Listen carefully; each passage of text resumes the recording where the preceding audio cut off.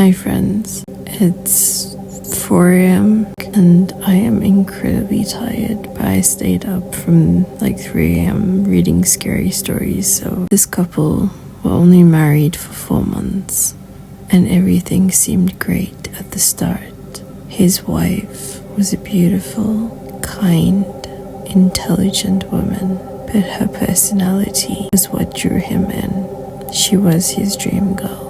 But right from the beginning, something about her felt off. Like there was someone else attached to her. She began talking in his sleep, but it wasn't mumbled nonsense. She would laugh or moan sometimes, like she wasn't alone. When he woke her up, she looked annoyed at him. It kept happening every single night. He'd be dead asleep, and then loud laughter would wake him up. One evening, they were headed to his mother's place. He ran inside to grab his wallet.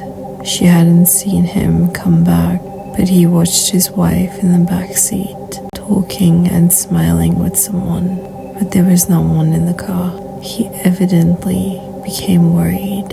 He wondered if it was maybe a mental illness. She began locking herself in the bathroom for hours at night. When he would enter the bathroom, there were lipstick stains in the mirror and messages written in foreign languages, but it wasn't her handwriting. He began to hear more noises in the bathroom, moaning, groaning, heavy breathing. He would rush over, but she would just say that he was hearing things. That was his final straw. He demanded answers from her family, and that's when they admitted she had been married 3 times prior. Each time she had gotten pregnant in her previous marriages, she would lose the baby.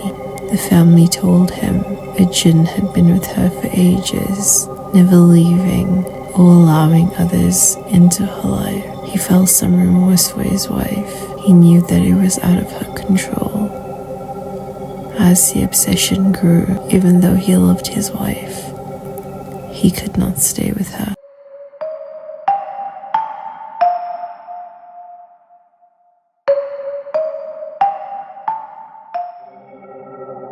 There was a huge oak tree in my grandma's backyard when I was 6 or 7, which has been cut down since.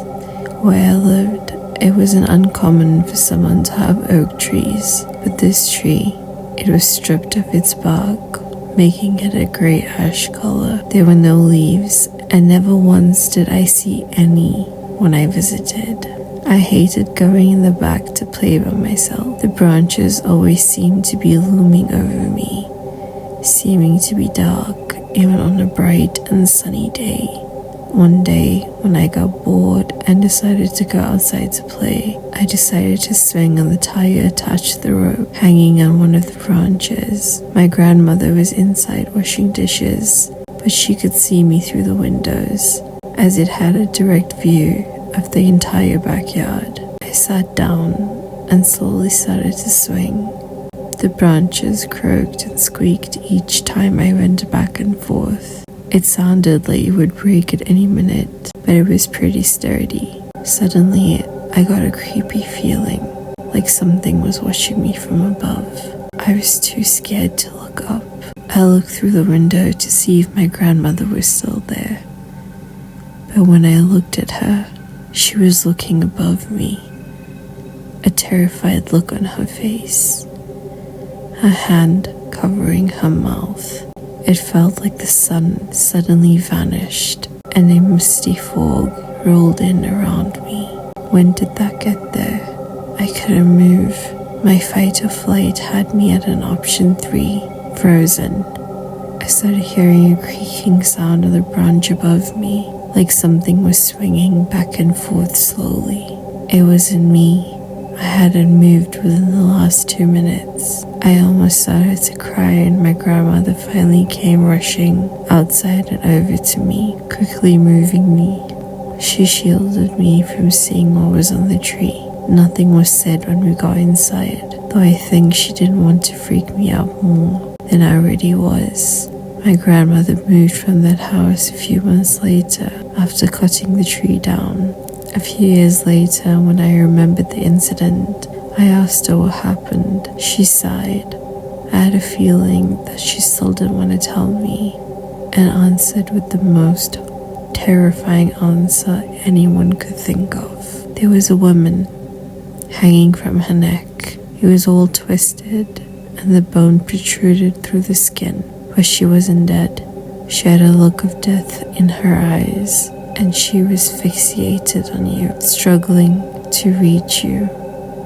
When I got to you, she started choking on her own blood. After hearing that, I was glad she had shielded me from seeing that. I'm happy that I never went back there, and I'm happy the tree was cut down so no other child has to experience what I went through. I did some research and found out that a couple who lived in the house before, the husband beat and killed his wife, snapped her neck, and hung her on the tree to make it look like suicide. It seems he wasn't in his right mind either.